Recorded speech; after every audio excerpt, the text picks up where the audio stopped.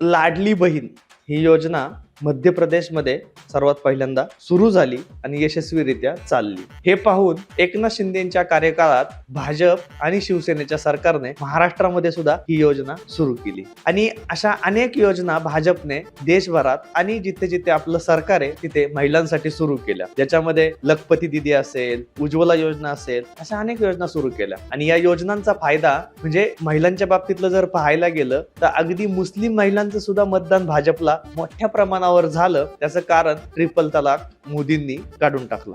याचा फायदा भाजपला गेल्या 2-3 निवडणुकांच्या फार मोठ्या प्रमाणावर झाला। हे पाहून राहुल गांधी आणि काँग्रेसच्या लक्षात आलं की आपण सुद्धा महिला या मुद्द्यावरती निवडणुकीत यायला पाहिजे। आता हे लक्षात आल्यानंतर राहुल गांधींनी 2-4 कार्यक्रम केले। छात्रों की गूंज ह्या थीम वरती त्यांनी जेनझींना टार्गेट करताना मुलींसाठी सगळे कार्यक्रम ठेवायला सुरू केले आणि हे कार्यक्रम चांगल्या इव्हेंट मॅनेजमेंट कंपन्यांना देऊन खूप यशस्वी करण्याचा प्रयत्न करण्यात आला। त्याचा PR झाला व्यवस्थित।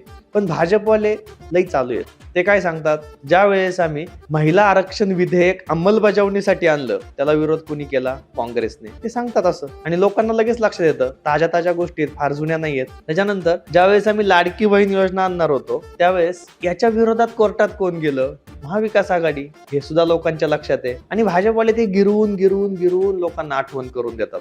अशा योजना ज्या आहेत ज्या महिलांसाठी भाजपने आणल्यात, ह्या योजना काँग्रेस ज्या वेळेस किंवा काँग्रेसचे मित्र पक्ष थांबवू पाहतात। म्हणजे खरं तर महाविकास आघाडीने सुरुवातीलाच विरोध केला, नंतर तेच म्हणले आम्ही 2100 रुपये देऊ। पण भारताचा किंवा महाराष्ट्राचा मतदार आता त्यांच्या काळातल्या सारखा राहिला नाहीये। म्हणजे त्यांच्या काळात अशी दुसऱ्या एखाद्या कुणाची तरी सिगरेट पेटवणं हे सुद्धा परराष्ट्र धोरण मानलं जायचं आणि लोक ते मान्य करायचे। पण आज ही परिस्थिती राहिलेली नाहीये। त्यामुळे राहुल गांधी मोठमोठे कार्यक्रम करतात, महिलांशी चर्चा करतात, विद्यार्थिनींशी चर्चा करतात, मनुस्मृती समजून सांगतात, जी की टोटली इरिलेव्हंट आहे। आज जर पाहिलं तर मनुस्मृतीची प्रासंगिकता शून्य आहे। त्याचं कारण तुम्हाला सांगतो, जेवढी लोक आपल्याकडे पारायण लावतात, पारायण करतात, जसं गुरुचरित्राचं पारायण होतं, ज्ञानेश्वरीचं पारायण होतं, तुकोबांच्या गाथेचं पारायण होतं, असं कुणी पाहिलंय का की कधीतरी कुणीतरी मनुस्मृती घेऊन बसलाय आणि महिनाभर रोज मनुस्मृती वाचतोय? किंवा एखादा कथाकार बोलवलाय आणि मनुस्मृतीवरती कथा झाली, असं कधी झालंय का?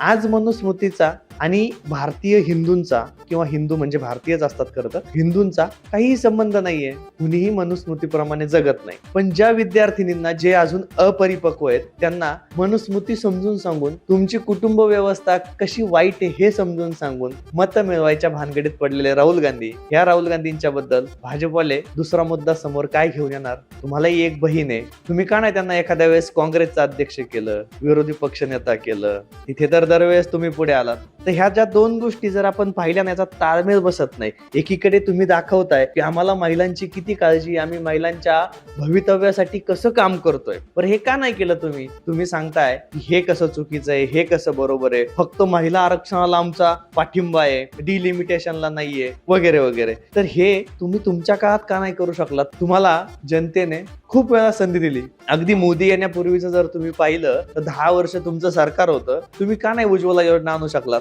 त्यावेळेस तुमच्या एक नेत्या असं म्हणत होत्या की सिलेंडर काही गरीब लोक वापरतात, गरीब लोकांसाठी येते। एक ऐसा रिफॉर्म है जहाँ पे 400 रुपए का सिलेंडर 900 रुपए में हो जाता है, महंगाई बेलगाम बढ़ती जाती है, क्या करें? आप क्या कहना चाह रहे हैं कि आप इतने गरीब हैं कि आप 900 रुपये नहीं दे सकते सिलेंडर के लिए? ज्यावेळेस पत्रकार विचारायचे की गॅसचा भाव वाढलाय तर त्या पत्रकारांना अशा उडवून लावायच्या। म्हणजे त्यांची काय इच्छा होती की गरीब महिलांनी सिलेंडर वापरूच नाही, त्यांनी चुलीचा धूरच खात राहावं। हे सगळं भाजपवाले वारंवार लोकांना दाखवतात आणि राहुल गांधी अशा मोठमोठ्या इव्हेंट्स करतात आणि त्या 2-3 दिवसात त्याचा जो काही प्रभाव आहे तो संपून जातो। काँग्रेसवाल्यांना एक सल्ला आहे की तुम्ही जर भाजपवाल्यांच्या विरोधात राजकारण करताय तर फार अभ्यास करावा लागेल। त्यांच्याकडे इतका डेटा असतो, ते एक ना एक जशी गरज पडेल तसं बाहेर काढत राहतात। त्यामुळे हे होऊ नये म्हणून, तुमची भूमिका दुटप्पी हे लोकांच्या लक्षात येऊ नये म्हणून जरा काळजी घ्या आणि मग लोकांच्या समोर या। कदाचित लोक तुमच्या पाठीशी उभी राहतील।